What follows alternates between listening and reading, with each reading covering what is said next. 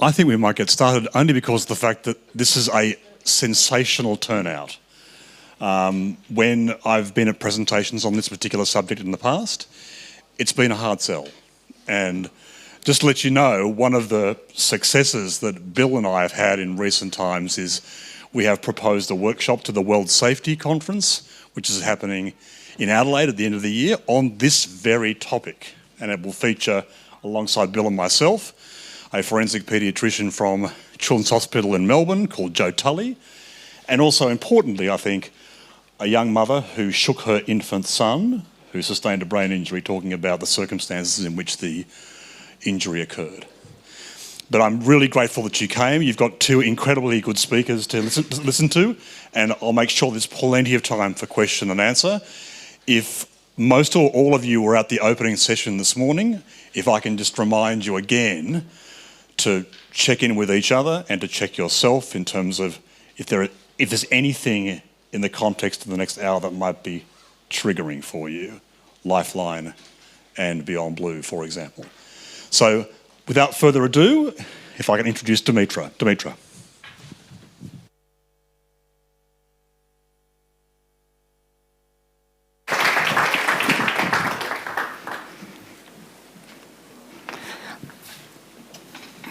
Thank you, Nick. Probably, I'm just trying to work out where it's best to stand.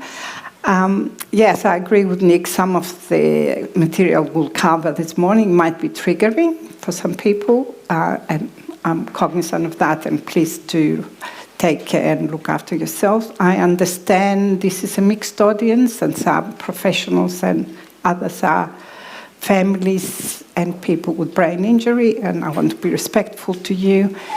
I'm a paediatrician, and I work at Sydney Children's Hospital, which is one of two major hospitals, paediatric, tertiary, training, academic hospitals in Sydney.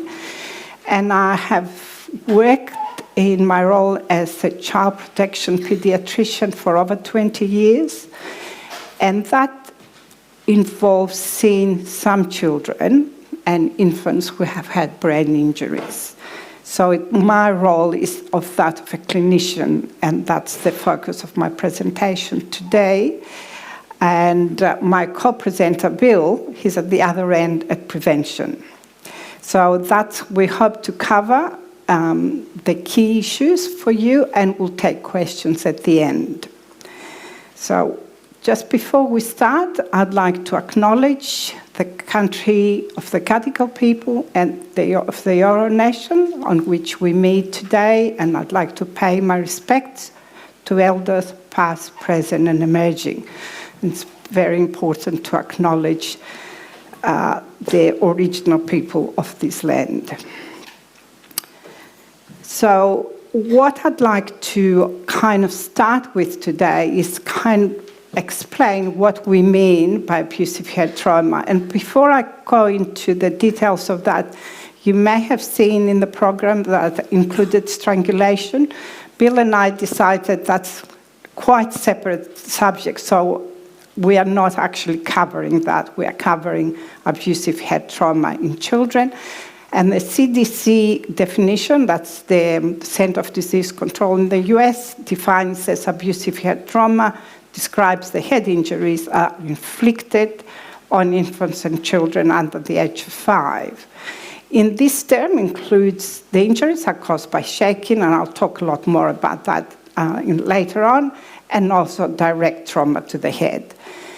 Abusive head trauma often doesn't happen in isolation. It's often associated with other physical injuries, but the focus today will be on the brain trauma.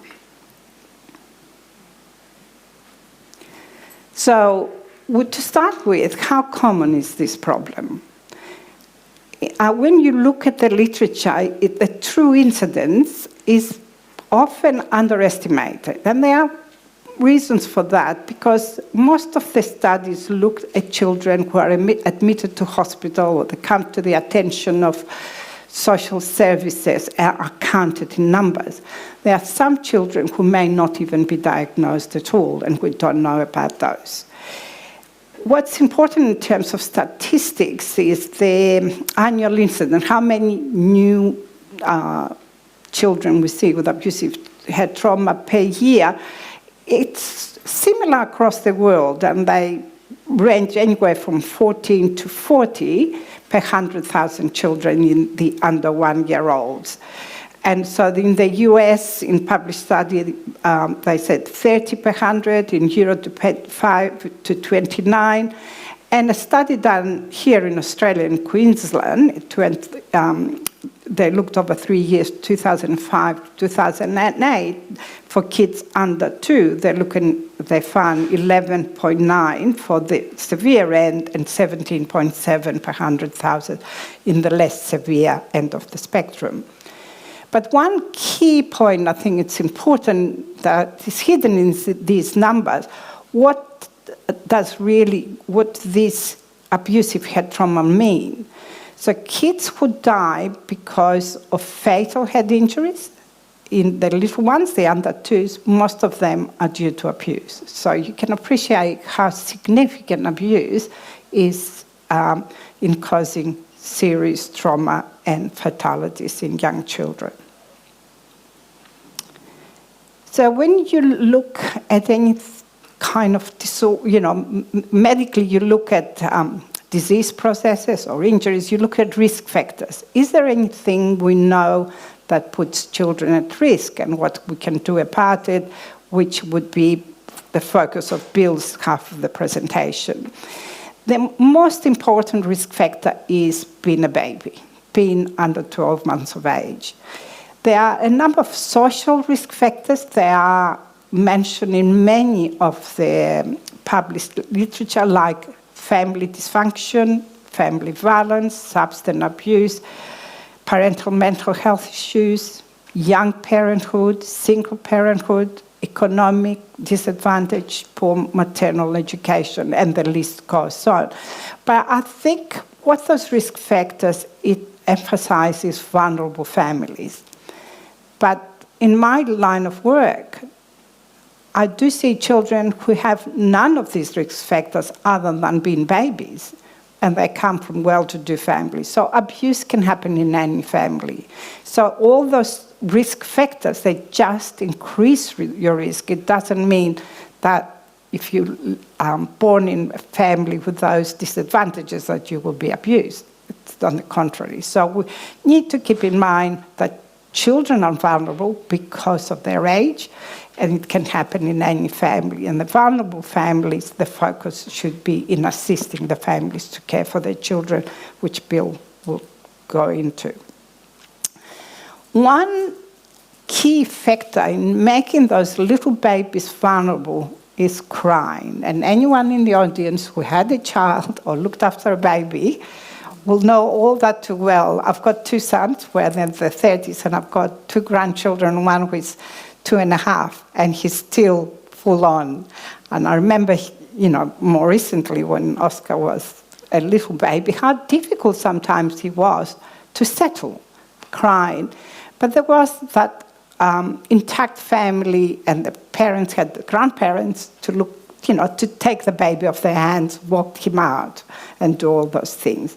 So everyone knows a colicky baby, supposed to have wind, but essentially it's a crying baby that stresses anybody. But if you have limited capacity because of other issues in your life to tolerate that crying, then you can understand how easy it is to cross that threshold and injure the baby.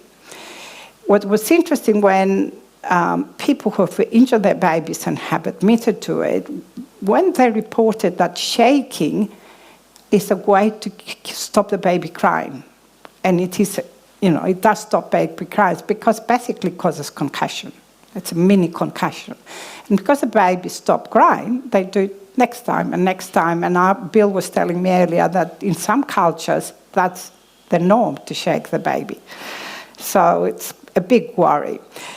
There's a lot of studies done around crying babies, and Bill will go into it in more detail, but this mapping of the crying incidents, when the baby's cry the most is in the first 3-4 months of life, and the peak of shaken babies is at the peak of that crying period. So we kind of know from the published literature that is a big problem.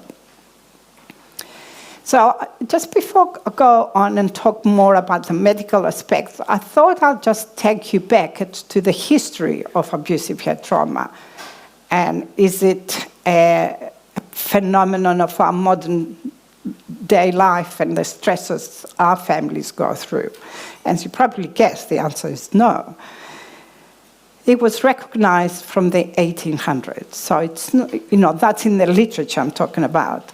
So this was this French pathologist, Ambroise Tardieu. He was what it would be in the modern day a forensic pathologist. So a lot of people, children and adults who had severe injuries due to violence. But what he recognized, what he described as bloody effusions, is bleeding around the brain, and I'll come to it and I'll show you some pictures shortly, and fractures, and saying these babies were subject to severe violence. And what he said, acts of cruelty and ill treatment in the hands of their parents. So he recognized that these children were being abused. But what happened in the following 100 years or so, a lot of reports in the medical literature of children who had this bleeding around the brain, the subdural bleeding, and bleeding behind the eyes, retinal hemorrhages, and fractures were presented to hospitals and doctors, but there was no history of trauma. No one says the child had an accident or something else happened, and of course they're not going to tell that they abused the child. So doctors were looking for other reasons why the children, and things like vitamin deficiency. Vitamin C deficiency has been proposed, and to this day sometimes comes up in the court as a possible alternative. So in the literature, it's suggested that some of these children had trauma, but it wasn't explicitly discussed. Until we come sort of more or less to the father of child protection, Dr. John Caffey, who was a pediatrician in the US and then became a radiologist and started looking at the x-rays. And what he realized, there was an association between fractures of the long bones, like arms and legs, and subdural, that bleeding around the brain. And he said that this was due to trauma, not vitamin C deficiency or other medical causes, but he couldn't work out how the two connected, sort of the traumatic episodes and the causal mechanism. So there was this landmark paper almost 20 years later, in 1962, by Dr. Henry Kemp, which is the main author, is a pediatrician in the US, and he is being, spent his life work on child abuse. And so they described the battered child syndrome. And in that included children who had subdural hematomas and fractures. So what we talk about today in children with abusive head trauma. So that's kind of started the recognition of what the children are being abused and had serious brain injuries as a result of that. Dr. Caffey didn't stop working in this area, and in 1972 he published a paper which showed the connection between shaking babies and the injuries that they get. And he had 27 cases where the person who injured the baby confessed to shaking the baby. What was interesting, 15 out of the 27 in that series were injured by a nanny. There were babies in different families in America, and well-to-do, upper-middle-class families, very educated, who could afford to have a nanny, and she was apparently very personable and likable, and everybody liked her. And sort of, babies died in her care or became sick in her care, but it took quite a long time to make the connection between the first and the 15th. And in the end, she admitted to shaking babies.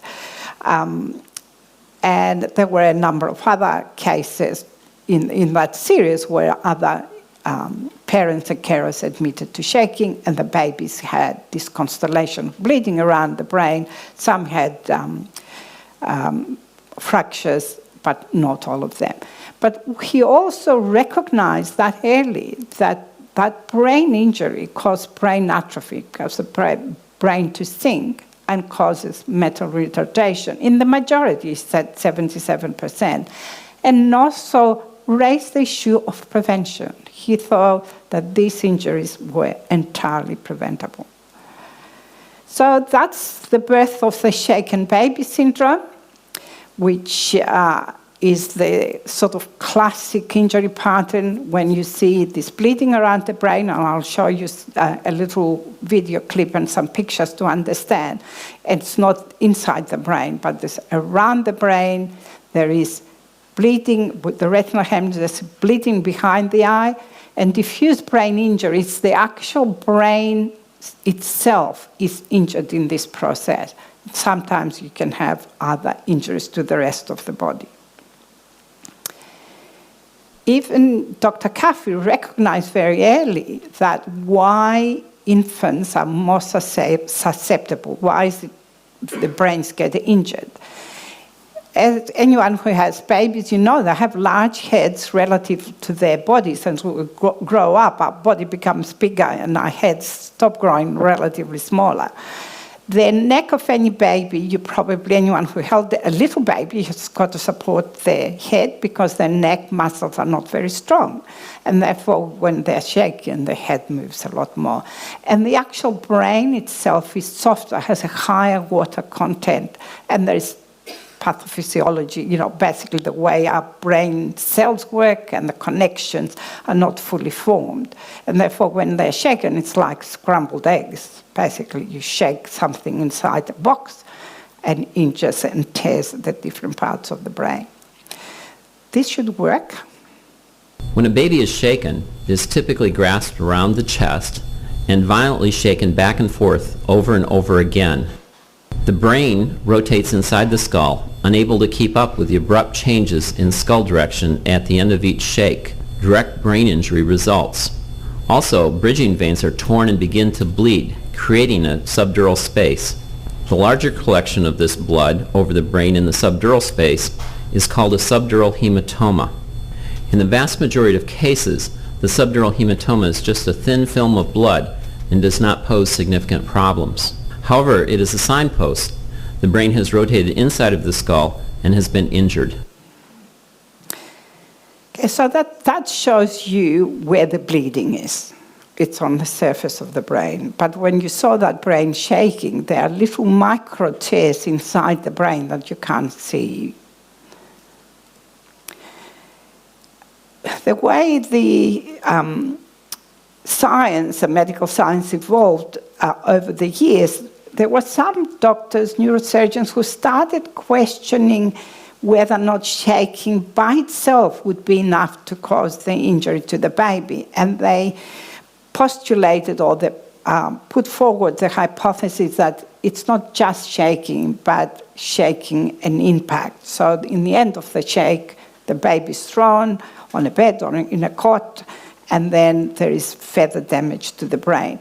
And the science over the years has shown that you can have these injuries with shaking alone, but often it does involve the impact.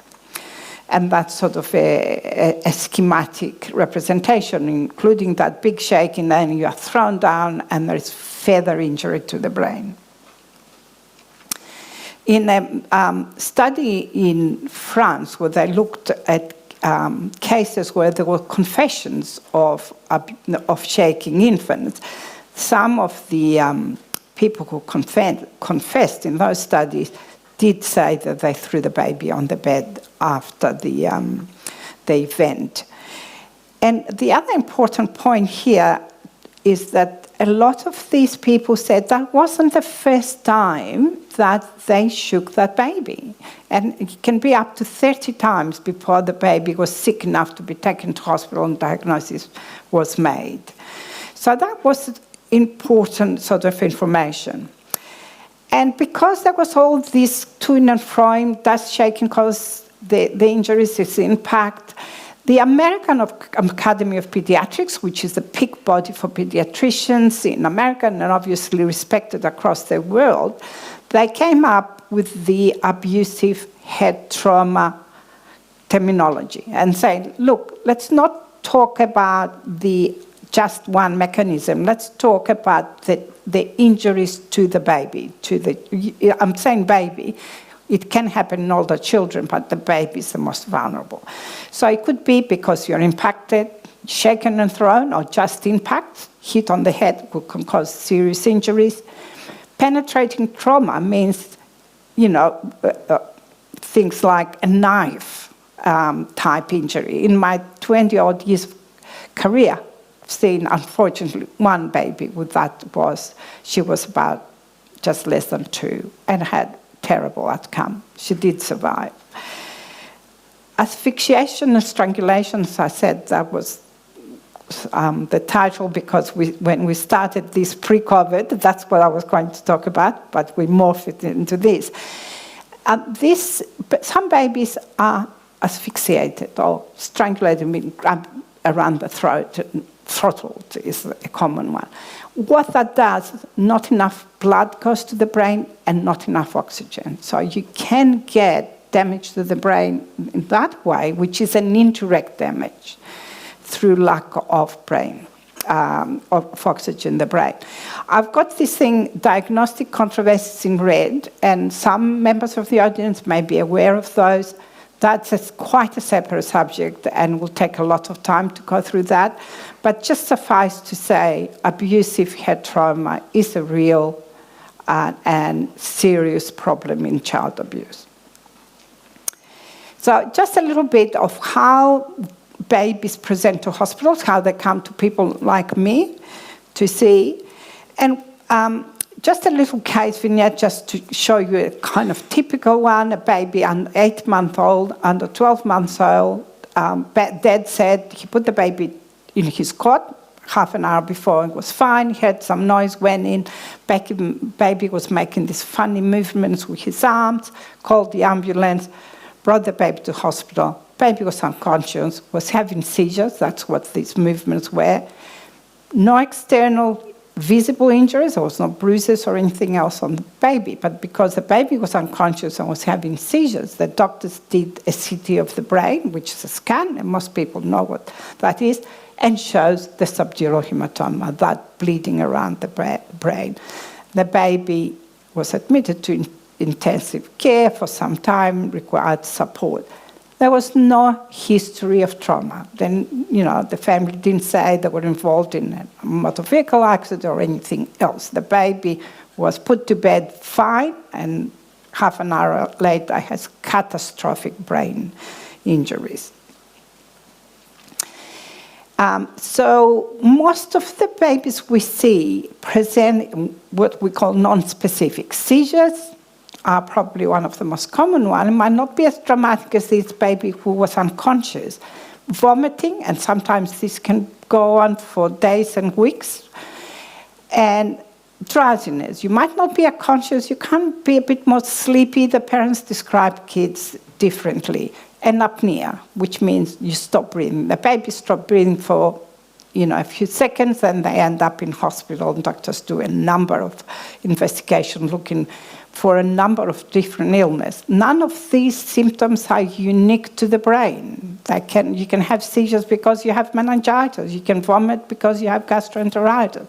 So when you see an infant with the symptoms, but you don't have a history that they've been involved in an accident, you don't automatically think that's what's caused the problem.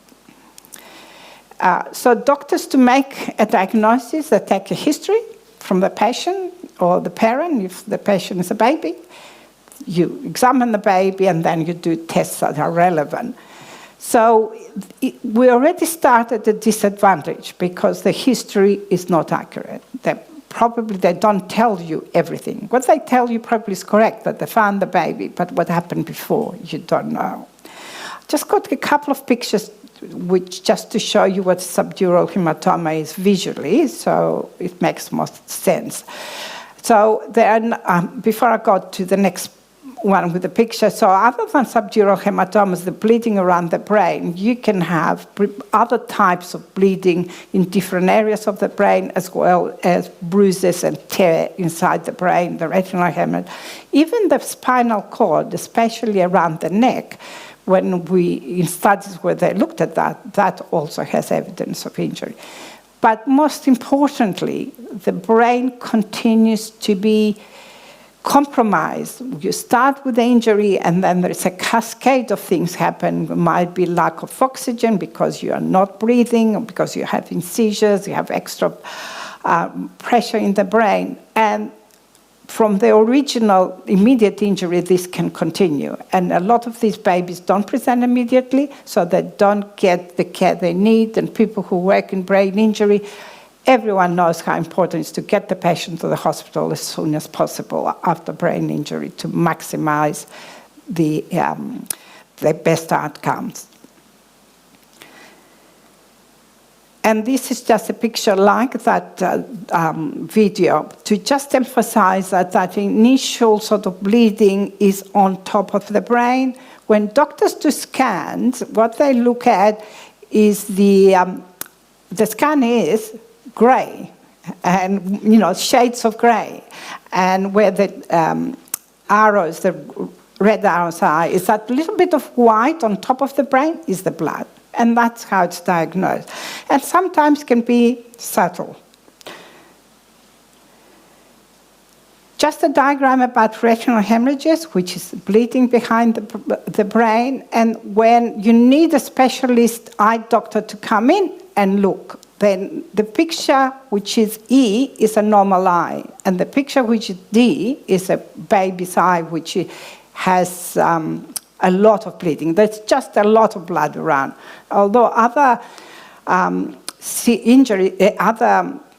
injuries very serious, like car accidents and crash injuries, can cause that, but it's rare.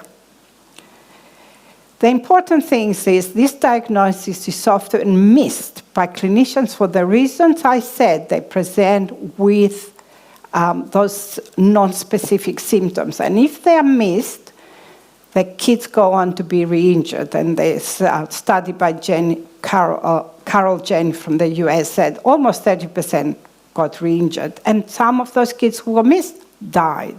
So that missed opportunities. And we did a similar study where I work. Again, a lot of the children with abusive head trauma had presented before with vomiting, drowsiness, irritability, sometimes seizures, and the diagnosis was missed. But what happens if your brain is injured? Most people in this audience will know that your outcomes will be poor. And studies who looked at this over the years, starting from CAFE, keep saying these high mortality rates, poor long-term outcomes. And I'll just show you this diagram to show you for one study where they looked at kids up to 5 years, and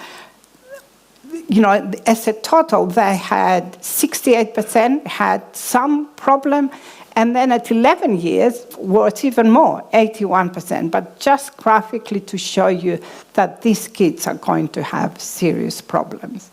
And I just finish with this little cartoony thing that a colleague of mine kindly lent to me. Just basically, in a visual way, shows you what abusive head trauma does to babies and how damaging it is. And with that, I will pass you on to Bill to do the better half of the presentation on prevention, and then we'll take questions at the end. Thank you. Thank you. So, thank you, everybody. I'm not sure that I can make this work and get to the next one.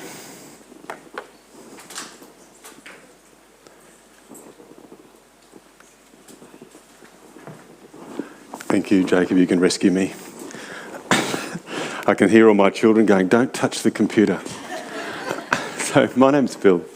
I work in primary care in rural and remote medicine and have had, before med school, a long history of working as a physiotherapist. And part of that, while my kids needed school-based care, I worked in the Logan Beaudesert district in Brisbane in the special education system, and before that in a specialist children's hospital before we deinstitutionalised, and we collected the kids across Queensland.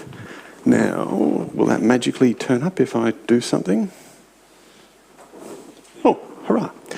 First, I do want to acknowledge the Gadigal people of the Eora Nation where we're meeting today, and acknowledge and recognise the importance of their elders, present, past, and especially those who are emerging, and everybody with a First Nations heritage who's here today. Thank you so much for coming along to listen to this.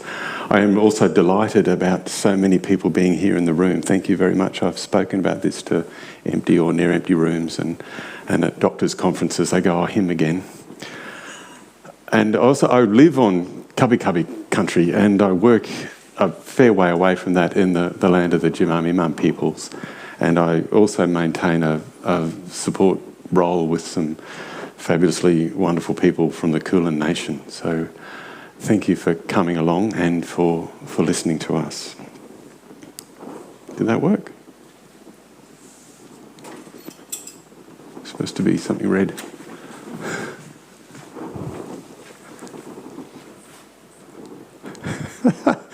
The kids will say, I told you not to touch the computer. All right, thank you. It's a problem everywhere you look. When we started, and in the thing it said a rural and remote perspective, and then Nick and I have talked about this for several years, it's been, and he said, no, I want you to stick to the science, just stick to the science, because I think he knows that I can just talk. This is a 2022 paper from Turkey, and there's been quite a complex controversy, fortunately resolved for the whole world by the Victorian Supreme Court at the moment, where shaken baby syndrome is recognised as a global problem. And this wonderful study shows that nurses in Turkey have been able to prove that they can implement an effective prevention program in the Turkey context.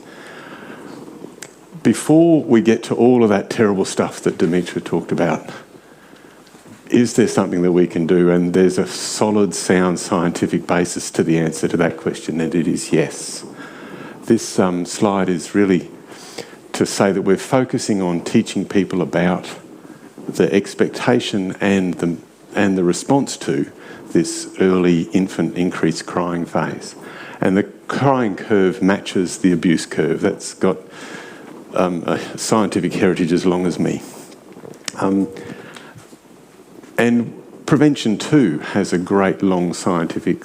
We in Australia tend to divide prevention up into primary, tertiary and secondary prevention because it's easier to fund organisations to do that.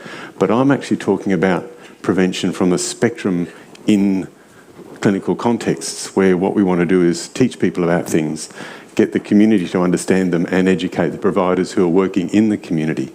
So it is both primary, secondary and tertiary prevention, but it's also right there where people live. And so that's what I want to talk about.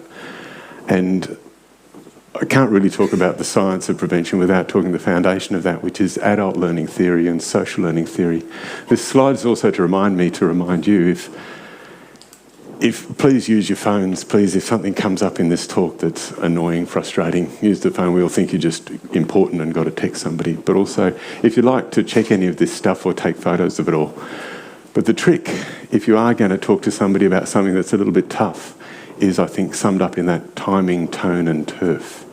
So you have to give people the message at a time that's going to be appropriate for them to hear.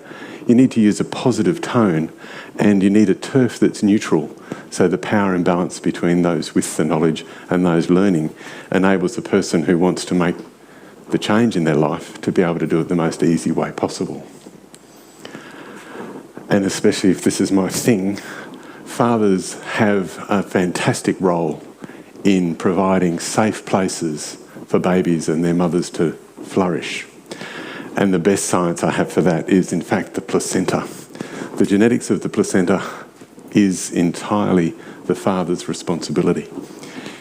And that, to me, is a great positive message to give to fathers who in our current culture are sometimes pushed to the side or thought to be the root of complicated difficulties, and so often they prove that to be the case. However, when we're talking about prevention, we need a really positive, strong message that people who want to change, people who want to be actively engaged are often male, and they do have the capacity with the right education, the right nudges, to keenly become somebody who creates a safe space that allows babies and mothers to flourish with skills, with capacity. And if they start well, they get this rolling positive series of experiences that keeps them going. The simple strategic intervention too. So my structure will come and go out of the science papers, but sometimes this might be the only prevention program that anybody in the room experiences. And I want you to be able to go away from here and go, there's stuff we can do, there's stuff we can talk about. Take photos of things, look them up, and talk to your community, your clinicians, your providers, your family. The key message is to understand how optimal and average and expected, how normal a crying baby is at this age, and to provide simple, strategic, effective interventions. The consequences of the crying depends on the caregiver's response. This is the gun slide. If you want to take a photo of anything, this is the one. The Period of Purple Crying is the program that we'll come to. Started in Canada. You remember the financial shocks of the late 90s? The Canadians had their public prevention funding slashed to 10%. The paediatric societies got together and said, we can't do anything with 10%. We'll have to pool our money and we'll come up with something. They did this countrywide process of iterative asking what was the most important thing. And they kept surprising themselves, saying that, and they came up with the phrase that abusive head trauma was the most expensive injury to receive in childhood and the cheapest to prevent. In 2009, they came up with the Purple Crying program. And in 2018, they published this unique study demonstrating a significant reduction in abusive head trauma under the age of 1 and a significant proportion under the age of 2 associated with the effective implementation of the Purple Crying program. So PURPLE is a deliberate acronym, and it is the part that teaches people about what to expect about this early increased infant crying. So the first P is the peak of crying. Your baby will cry more from 2 weeks of age to 5 weeks of age. Physiologically, I think that's about when the lung gets a chance to expand and develop the last couple of branches, but that's important. It's unexpected, as you might remember. The crying starts with almost no hesitation, seems to stop, also with almost no predictability about it. It does resist soothing. The baby seems to cry and cry and cry. It doesn't really matter what you do. They keep crying until they stop. They look like there's something terribly wrong. It can be long-lasting, sometimes up to 5 hours a day. When I ever talk to child welfare nurses, always somebody comes up horrified and says, that's not at all possible. You can't possibly have a baby who cries for 5 hours a day. But if you look at enough babies, yes, there's some that do. And often it's clustered in the evening. And the other lovely Americanism about the period, because we say full stop. So the full stop means that the crying has a beginning and it has an end. And so the period of purple crying is it starts, goes normally for an increased time, and then stops. And whatever you're doing, like when you've got any of those chronic things that seem to go away, whatever you're doing when it goes away, you think causes it to go away. And so that's what you tell your mates, which is lovely, because everybody's very helpful. The big part of the message is to tell people, and it's ridiculously obvious, that the carer is so much bigger than the baby. But in that moment of intense frustration, when the baby is hollering the loudest thing in the whole block, the baby takes this big symbolic part. And you have to make a decision that you're always going to be strong enough. I love this photo because Trigger the horse is determined to be gentle with my daughter Lee, who's quite keen on brushing his hair. And Trigger would stand there and was determined to be gentle. The other important feature to teach is to spend time crooning, carrying, singing, soothing. And it's never too early to start to practice those skills. But some people, the first baby they've ever seen is the one that they take home from the hospital. And so I think in our individual focused culture of Western culture, Australian style, it is quite possible to only meet the baby really by itself when you take your baby home from the hospital and it's the first baby you've held. But a baby who is carried, soothed, crooned at, walked and sung to will cry on average about 50% less than a baby who has the standard occasional non-response of Western parenting processes. The other really important part of the program is to teach people to recognise that they have limits, that they'll have frustrations. And when you recognise you've reached your limit, it's okay to put the crying baby in the cot. The lovely thing about a crying baby in a cot is it's got an airway. So if you're an emergency medicine person, it's fantastic. The baby's crying, it's got an airway. It's a bit hard to teach new mums and new dads who think they are supposed to be able to do this. There's supposed to be some golden genetics, some magic thing, some Disney mum where they should be able to provide this baby with all of its needs, and there's somehow a failure. But like all the rest of us, obstetrics and early paediatrics makes idiots of a lot of us. Often when I give this talk to community groups, somebody with a great big grey beard will come and tell me the song they sing because they're the one who can get the baby to sleep, which is just beautiful. But when you can, you put the baby down, calm yourself. You can walk around the flat, walk around the tent. Doesn't matter what your circumstances are. You can walk around the little car you're living in. There's a lovely anecdote that Ron Barr talks where a mum in a little funny little building in Vietnam put the baby in the cot, walk round, and after doing this for a few weeks, the baby would stand up in the cot and wait for mum to come past. This is the science of the presentation, really. This is back to the paper of Barr's, the 2018 one.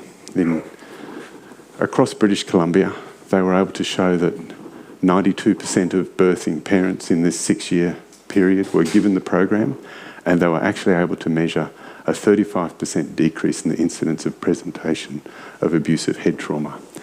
Now, all of you are experts in primary prevention programs and know how hard it is to demonstrate that one program targets a multi-complex phenomena, and how hard it is to actually find publishable material that demonstrates the effectiveness of a single program aimed at prevention. But this one does, which makes it almost unique in the world. That alone is enough for us all to be doing it, I think. But to get to cost, this is the real no-brainer part. So it is the most expensive injury to receive in childhood. The costs are unpredictable, they're mammoth, they're unrelenting, they vary from year to year, and they continue. A best estimate of actual costs come from New Zealand, a fairly recent published thing from Patrick Kelly, his work in the Starlight Foundation, I think they're called Star Foundation at Auckland. $11 million per average presentation it costs in New Zealand, and estimated average about $25 million for a severely affected surviving child across their life. So it's the cheapest to prevent. If you do the program properly, you give it to every parent, every birthing family, either 2 weeks before the baby's born or 2 weeks after the baby's born, with a follow-up sometime in the next 10 weeks, and then have community things. All the published things all estimate $5 a baby for staff time, for staff training, for the program presentation stuff. In the current climate, I've changed that so to be $20. So we got inflation, we got Australia, we got, rising basic wages. So if we count $20 as the most expensive way of doing the Purple Crying program for every baby, we need to do it effectively though. I love the Royal Children's Hospital's clinical guidelines. If somebody wants to look this up, you'll see that there is on the Crying Baby Infant Distress page a hot link to the Purple program. But it's not actually the program, it just talks about it. And so we still have a bit of a way to go. This is my second to last slide, everybody.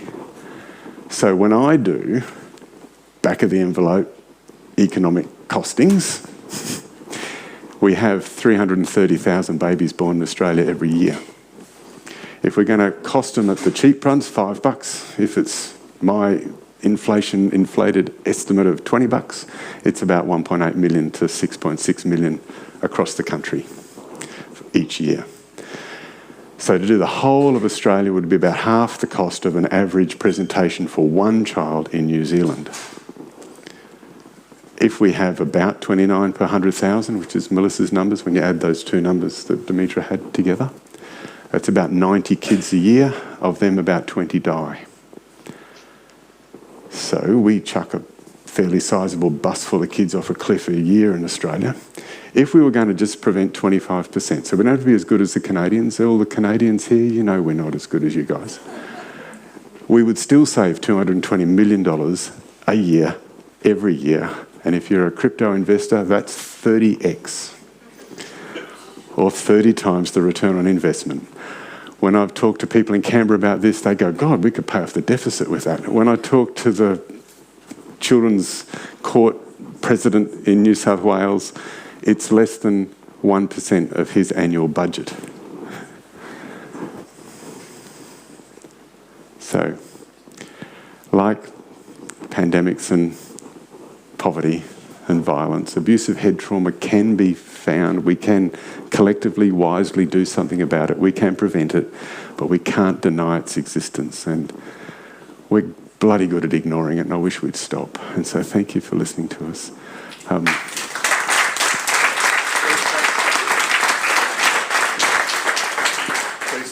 Please thank Demetra and Tom. Sorry, Demetra and Bill. Sorry. I'm happy to be Tom. I've got a nephew called Tom. Well, I have no idea where Tom came from, what I was channeling. Now, are there questions?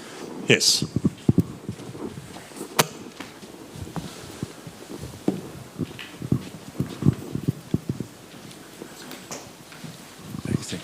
One analogy that I heard about the infant brain, that it's like an overripe plum in a coconut, which I think is a good analogy to make. Another thing I'd like to make, could the parents or the carers or the child abusers, they may have an ABI themselves, a brain injury themselves, where self-centred, we have impulsivity and poor anger management. So that could be an association there. Another thing I would like to make, I'm a veterinary surgeon, I would like to make the comment that this applies to our puppies and kittens, etc.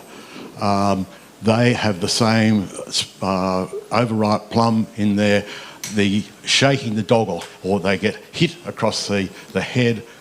You've got that trauma going and the hemorrhage, but that will stop the barking because, like Demetra said, they get a slight concussion and that will stop the barking. But also remember that barking is a stress, a sign of stress, the same as crying.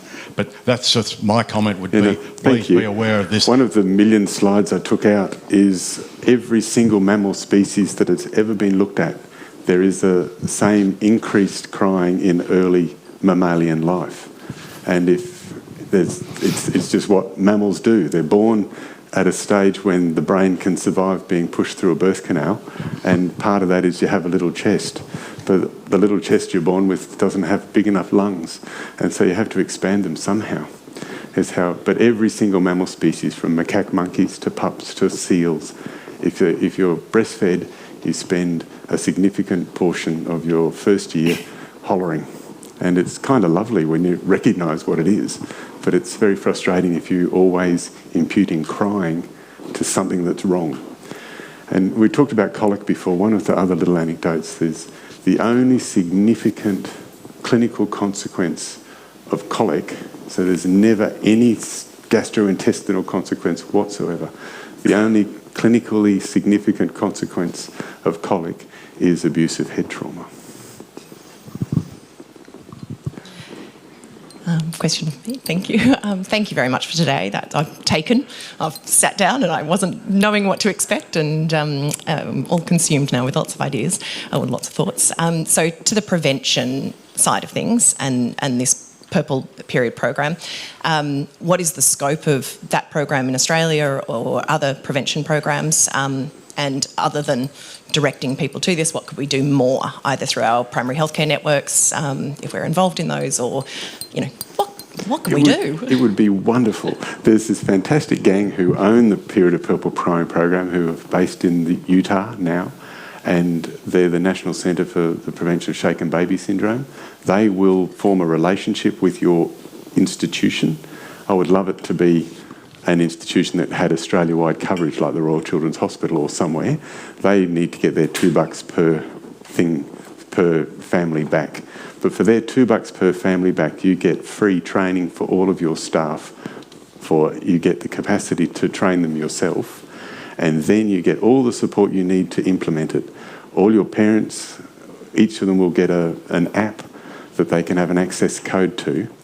I have often tried to find a national organisation that would like to do that for everyone, and it would be great if we could get one. So you just have to have a relationship where you will promise and then evaluate to do the program as it is faithfully, so with program fidelity. Gympie Hospital is the one place in Australia that's purple on the map.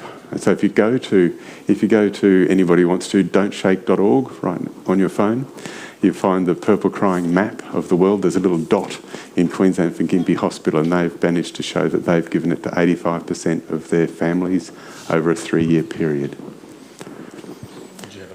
Well, maybe just more locally then, Sydney Children's Hospital, have we got an extent to that, or is it through our baby healthcare networks? I've had 2 babies in the last 10 years and I don't think I received any education. There's a beautiful set of postcards out of Westmead that are used in Brazil.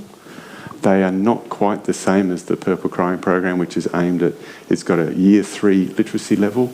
It's got videos of authentic voices of people who are doing it. It's aimed around a positive, inclusive thing, so that you get the training at the time with going through each of the phases. You get given the resources to take home. It used to be a DVD, now it's an app, and you're encouraged to share that with anybody who's going to look after your infant. We implemented the Westmead Children's Variation, which say shaking the baby is never the deal, and with the Royal Hospital of Women. That's more than 10 years ago. But what you find is sustainability to continue. We did that for 2 or 3 years. The people involved sort of moved on, and then it falls off the agenda. And the evidence of effectiveness of prevention program for a rare event like abusive head trauma, we're talking about 20 babies in 100,000. You know, the numbers. 100,000 of those babies cried. Yes, that's absolutely. right. So, and the variation that came out of Westmead Children's, the focus is about the crying, and they did a video clip with that. They had the cards that Bill was talking about, and that program is also being translated in many different languages. But unfortunately, unless you implement those centrally and wider, and do the good evaluation, which we're not very good at doing the evaluation and proving that works. I think with the more recent overseas data that Bill presented, I think then there is more of an argument to sell through government. My other job is a clinical advisor to the Ministry of Health. So I've got another role that we can look at prevention and advocating at government level to get this done. But what Bill is saying about fidelity is how you deliver the program about child abuse prevention is not simple. And there was a program done in the US more than 20, 30 years ago with teenage mums and home visiting. That goes back to general child abuse, and they showed that they could reduce it. But when that was tried elsewhere, they took shortcuts. They didn't do the whole program the way it was meant. If you don't deliver it exactly how it's designed, then you won't get the outcomes. That's the challenges about prevention right across that we all have. I keep banging on about this. In 2015, you might remember page 5, 1 June, I was on the page 5 of The Australian. Oh, we remember. Wrapped up a lot of fish on the 6th of June. But we went to one of the large hospitals not in New South Wales, but in the region of central New South Wales. I just don't want to slag it off in case somebody beats me up afterwards. I stood with a big check, went to Canberra, had a forensic paediatrician because that's where the interest comes from. They Google, got to be able to prevent this. I'm sick of doing this on a Sunday night, and they find me, and we bring them the resources. We do what we can. We talk it up. And then it got taken over by one of those fabulous organisations that teaches people. And in the end, it was, oh, well, the nurse will do it if she's got time. And so it didn't have program fidelity. And now when we talk about that, that's sort of like how not to implement it. So I really bang on about getting the right thing from the right place, doing it properly. Post-COVID, I can say this is like Moderna instead of Sino. You can make up your own vaccine if you want. But if you want the one that works, we should use the one that's got the science. It's cheap, it's available, it works. I think we'll squeeze in one last question from across the ditch. Across the ditch. Kia ora. Good on you. I'm from New Zealand, and I just wanted to follow up on your previous question and ask you if you were aware of any programs or anything like this in New Zealand. It was lovely. I've met this crowd at the Trauma 09 conference in Auckland, and the New Zealanders are just fabulous. They went, videos, we're not paying for that crap, we put it on YouTube. and the lovely Canadians went, oh, we love New Zealanders like everybody in the world. We're not going to pick on them about that. When the British wanted to change it and the Israelis wanted to change the program to suit what they thought, the National Centre said, no, you can't. It'll be translated into any languages, but the New Zealand organisation, the trauma organisations have been doing this for 12 a long years. time. Yeah, thank you. Yeah, and it's a quite a no-brainer that everybody, I think too much probably, but I think it's a bit like behavioural vaccination. And so part of what I do is in primary care, and in rural and remote primary care in Australia, there's only one clinician, there's only one nurse. You don't get to... We meet lovely specialists when we go to cities, it's fantastic, but there isn't anybody else. You know who these babies are. When we're talking about abusive head trauma, and then when we're talking about domestic violence and head injury in the home, we know these kids before they become little boys, before they become young men, before they get a football injury, before they drink too much, before they drive too fast. We should be taking the opportunity we have in primary care for inclusive, positive, optimistic, encouraging, skills-based capacity building that people are just primed to do. They're just primed to do it when they're ready to change. We don't teach kindy kids about menstruation management, but geez, they all get it before they graduate from uni. We could teach little boys about safe space creating, and they could get that before they finish year 10. Parents, the other thing I often say, and this will be the last thing, I will shut up. It's been 2 years. I've been thinking about this for a long time. Oh, it's all my fault. I've almost forgotten what I was going to say then. Babies often say, because people are banging on about this a lot, but babies come with the hardest job on the planet. Because I don't know when was the last time you successfully got another adult to change.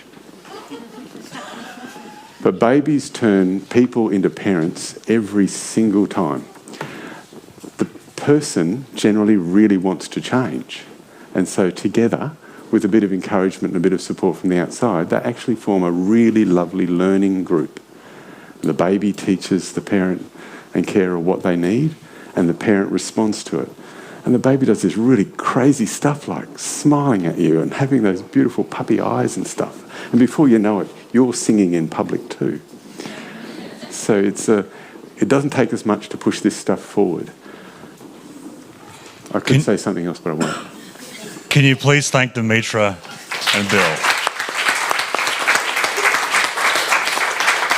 And from Brain Injury Australia, a small token of our esteem and thanks. Thank you. Chocolates. Enjoy lunch, and I'll see you again in an hour. Thanks, Nick. Pleasure.